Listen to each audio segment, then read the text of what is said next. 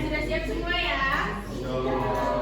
Saya harap di akhir pembelajaran ini kalian dapat mengambil sebuah kesimpulan. Nanti saya kasih suruh kalian untuk membuat kesimpulan. Jadi mohon untuk memperhatikan dalam penayangan atau penjelasan yang akan saya berikan. Jadi di sini saya harap juga nanti kalian bisa tahu terkait konsep apa itu pengembangan wilayah dan apa itu pengertian pembangunan dan lain sebagainya. Oke, kita lanjut. Sebelum masuk ke materi, dari gambar di sini, kalian tahu nggak ini gambar apa dan ada di mana? Ada jembatan apa namanya? Ada yang tahu? Oke, jadi ini merupakan jembatan Pulau Balang yang mana menghubungkan antara Balikpapan dan juga Penajam Pasir Utara. Jadi dari gambar tersebut ini berkaitan, sangat berkaitan kepada materi kita, yaitu pengembangan wilayah dan juga pembangunan yang dilakukan untuk terjadinya pengembangan di suatu daerah. Oke, kita masuk ke materi. Sebelumnya ini tahu kan ini ada di mana? Tahu nggak ini pembangunan apa? Terowongan yang ada di Selili. Oke, jadi menurut Society for International Development, pembangunan adalah suatu proses yang menciptakan pertumbuhan, kemajuan, perubahan positif, dan penambahan komponen fisik, ekonomi, dan lingkungan sosial dan demografi. Adapun karakteristik dari pembangunan itu yaitu ada beberapa poin ya, yaitu suatu proses yang di dalamnya ada pertumbuhan ekonomi dan kemajuan berbagai bidang. Lalu ada menggambarkan perubahan yang menyeluruh fisik dan juga non fisiknya. Lalu bertujuan meningkatkan kesejahteraan warga suatu bangsa dalam mencapai cita-citanya. Dan yang terakhir yaitu mewujudkan peningkatan kemajuan kehidupan suatu masyarakat. Sampai sini paham? Oke, kita masuk ke paradigma pembangunannya. Apa sih yang dimaksud dengan paradigma pembangunan? Nah, di sini itu merupakan kerangka berpikir yang digunakan dalam pembangunan nasional atau cara pandang dalam perencanaan dan penyelenggaraan pembangunan untuk meningkatkan kemajuan kualitas hidup dan kesejahteraan masyarakat. Fungsinya bisa dilihat di depan yaitu sebagai pedoman atau acuan dan landasan dalam perencanaan, pelaksanaan, pengawasan dan pemanfaatan hasil pembangunan nasional. Jadi di sini tuh paradigma ini sebagai acuan atau pedoman. Contohnya, saya misalkan ingin membangun suatu sekolahan atau rumah sakit. Sebelum saya membangun, saya harus mengetahui pedoman apa yang saya harus taati untuk membangun suatu bangunan tersebut dan sesuai dengan aturan-aturan yang ada. Paham? Oke, paradigma di sini itu dibagi menjadi beberapa ya. Ada yang top down, bottom up, dan juga dia itu gabungan antara kedua ini. Nah, untuk yang pertama yaitu top down. Nah, top down ini itu dia dari atas ke bawah. Maksudnya apa? Dari pemerintah turun ke masyarakat. Jadi sebelum membangun, contohnya saya anggap saya ini yang paling atas gitu jabatannya. Saya memberitahu ke Jaki, tolong di kelas kamu dibangun sebuah pojok baca. Nah, dari Jaki nanti memberitahu kepada kalian semua bahwa adanya pojok baca yang harus dibangun di dalam kelas. Jadi top down itu yaitu perencanaan yang dilakukan oleh atasan.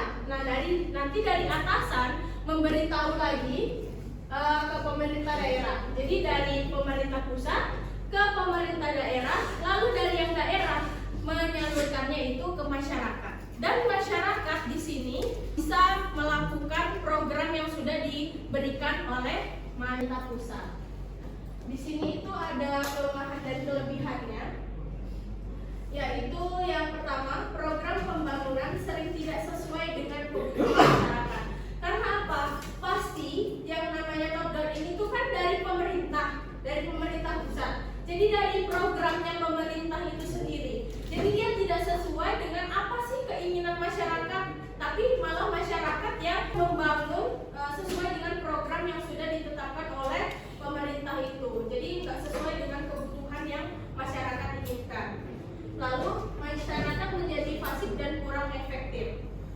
Dan yang terakhir yaitu masyarakat hanya sebagai objek penerima dari program dan hasil seperti yang saya sudah jelaskan tadi.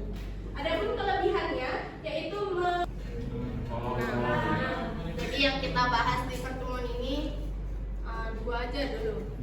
Nanti pembahasan di hari ini cukup di pembangunan berbasis kependudukan sama pembangunan berwawasan lingkungan.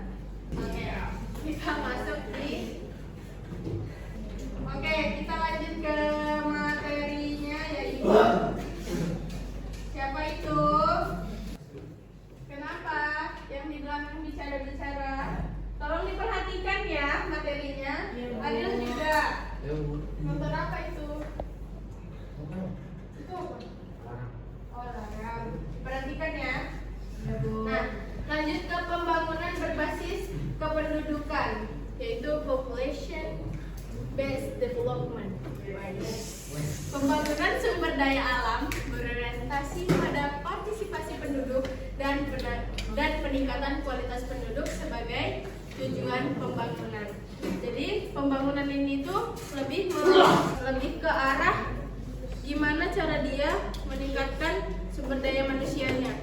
Kayak di Jepang, dia itu kan kayak apa ya, kurang dari segi sumber daya alamnya, tapi kan dari segi sumber daya manusianya mantap kan, jadi dia merupakan negara nah jadi situ lebih ke sumber daya manusianya daripada ke pembangunan infrastruktur yang ya seperti kita lihat di internet. Dia termasuk juga ke dalam negara yang miskin. Kalian ada yang lihat terkait demonya itu kemarin? Tahu Jepang? Berencana yaitu selalu melakukan program transmigrasi, membuka lapangan kerja dan wirausaha, dan yang terakhir meningkatkan pendidikan dan penelitian. Pelaksanaan dan pengawasan. Tercapainya keselarasan, keserasian, dan keseimbangan manusia dan lingkungannya, menjamin kepentingan generasi kini dan mendatang. Ada pengetatan AMDAL. Ada yang tahu apa itu AMDAL? Apa itu AMDAL, Kurniawan? Tahu enggak? Ya, ada deh dibahas terkait AMDAL. Ada yang tahu? Singkatan dari apa? Tidak tahu? Jadi AMDAL ini merupakan analisis dampak lingkungan. Dampaknya terhadap lingkungan itu apa? Kalau misalkan saya, ini contoh ya, mau membangun sebuah pabrik, saya harus analisis dulu, saya harus membuat dulu seperti paradigma tadi. Saya harus tahu nih apa pedomannya, baru saya analisis. Oke, apakah ada pertanyaan terkait materi kita hari ini? Tidak.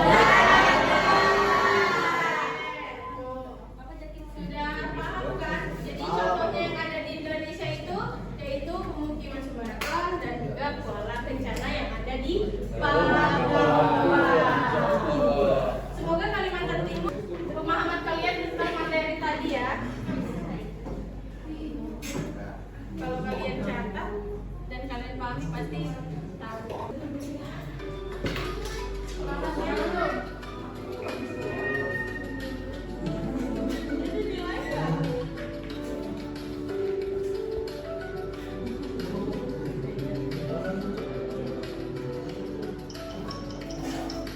Ada waktunya 30 detik. Ada. Setelah itu.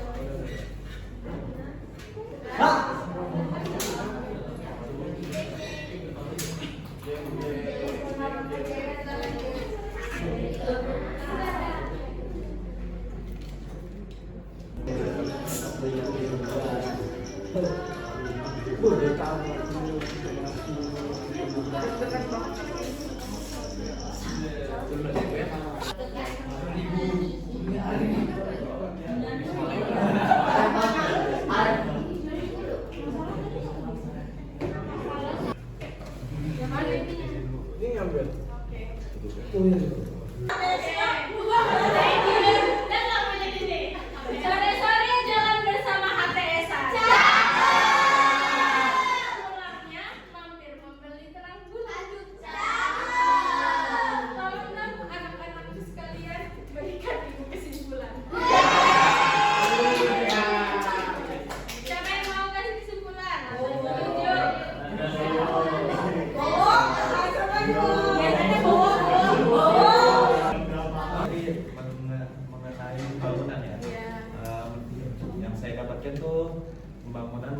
suatu proses yang tujuannya mensejahterakan rakyat.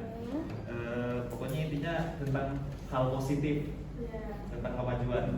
Dan juga ada paradigma tadi, ada yaitu top down, bottom up, dan gabungan keduanya. Dan untuk top down itu perencanaan pembangunan dari pemerintah untuk rakyat, sedangkan bottom up itu perencanaan yang direncanakan oleh rakyatnya sendiri untuk diusulkan ke pemerintah. Dan untuk gabungan tersebut masyarakat dan pemerintah ini kolaborasi saling merencanakan pembangunannya. Dan selanjutnya itu pembangunan berbasis pendudukan. Itu tuh mengutamakan lebih ke peningkatan sumber daya manusia, lebih ke produktivitas manusia sendiri, juga lingkungan di atas pembangunan gitu. Jadinya kayak seperti tujuannya tuh untuk menghindari adanya globalisasi.